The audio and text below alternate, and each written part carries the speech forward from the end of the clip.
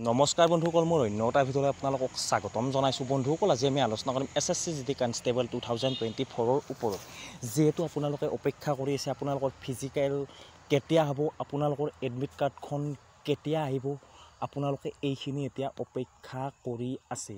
আৰু যদি আপোনালোকে কম নম্বৰ পাইছে তেতিয়াহ'লে আপোনালোকৰ বাবে ভিডিঅ'টো অতি গুৰুত্বপূৰ্ণ।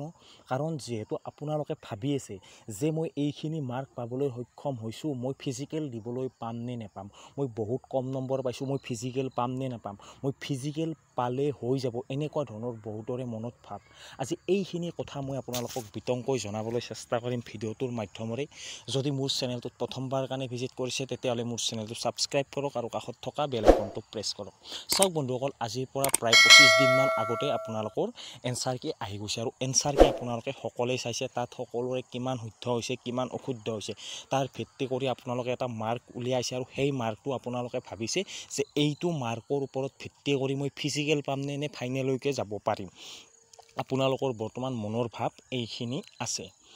যিহেতু আপোনালোকৰ বৰ্তমান ফিজিকেল হোৱা নাই, কাৰণটো হৈছে দেশত ইলেকশ্যন চলি আছে আৰু যিহেতু অল ইণ্ডিয়া ভৰ্তি হয় সেই হিচাপতে আপোনালোকৰ বৰ্তমান ফিজিকেলটো হোৱা নাই। যেতিয়াই ইলেকশ্যন শেষ হৈ যাব তেতিয়া আপোনালোকৰ এই ফিজিকেল ষ্টাৰ্ট হৈ যাব। মানে আপোনালোকৰ হাতত আৰু বেছি দিন নাই, হয়তো আপোনালোকৰ হাতত এমাহ সময় আছে। এমাহত আপোনালোকে 5 কিলোমিটাৰ ৰানিং ভালদৰে প্ৰিপাৰেশ্যন চলাব লাগিব। আপোনালোকে এইখিনি কথা গম পালে 5 কিলোমিটাৰ বহুতে ক'ব যে মই এনেই পাছ কৰিম, ইমান সহজো নহয় পাছ কৰা। আপোনালোকে প্ৰেক্টিচ কৰিবও লাগিব, ভালদৰে প্ৰেক্টিচ কৰি থাকক। আপোনালোকৰ মে' মাহত আপোনালোকৰ যিহেতু ইলেকশ্যন চলিবই, আপোনালোকৰ জুন মাহৰ পৰা হয়তো আপোনালোকৰ ফিজিকেল ষ্টাৰ্ট হোৱাৰ সম্ভাৱনা যথেষ্টখিনি আছে। জুন মাহত হয়তো আপোনালোকে এডমিট কাৰ্ড অহাৰ 10-15 দিনমান পিছতে আপোনালোকৰ ফিজিকেলটো ষ্টাৰ্ট হৈ যাব। আপোনালোকে এইখিনিলৈকে ভালদৰে বুজি পালে। এতিয়া আহিছোঁ আপোনালোকৰ যদি কম নম্বৰ থাকে আপোনালোকে ফিজিকেল দিবলৈ পাবনে। চাওক বন্ধুসকল, প্ৰথমতে মই আপোনালোকক জনাইছোঁ বৰ্তমান আপোনালোকে ফিজিকেলৰ কাৰণে প্ৰিপাৰেশ্যন কৰি থাকক।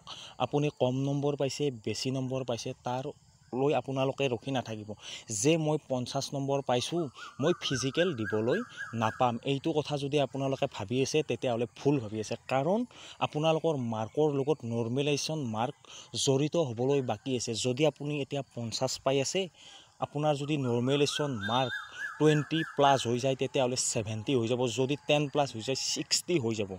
আপোনালোকে এইটো ভুল নকৰিব। আপোনালোকৰ বৰ্তমান যিখিনি মাৰ্ক হৈ আছে আপোনালোকে ভালদৰে প্ৰেক্টিচ চলাই থাকক ফিজিকেলৰ কাৰণে।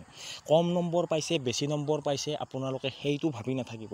বৰ্তমান কোনেও ডিচাইড কৰিব নোৱাৰে যে ফিজিকেলত ইমানখিনিয়ে যাব, কোনেও ডিচাইড কৰিব নোৱাৰে। কাৰণ নৰ্মেলাইজেশ্যন মাৰ্ক আহিব ইতিমধ্যে আপোনালোকৰ ৰিজাল্ট অহাই নাই, ৰিজাল্ট এতিয়ালৈকে দিয়াই নাই। জাষ্ট এনচাৰ কিখন আপোনালোকক চাবলৈ দিছে। এনচাৰ কি আপোনালোকৰ জীৱন নিৰ্ধাৰণ নকৰে, জীৱনৰ লক্ষ্য নিৰ্ধাৰিত নকৰে এনচাৰ কিখনে। ৰিজাল্টেহে আপোনালোকৰ জীৱনটো নিৰ্ধাৰিত কৰিব।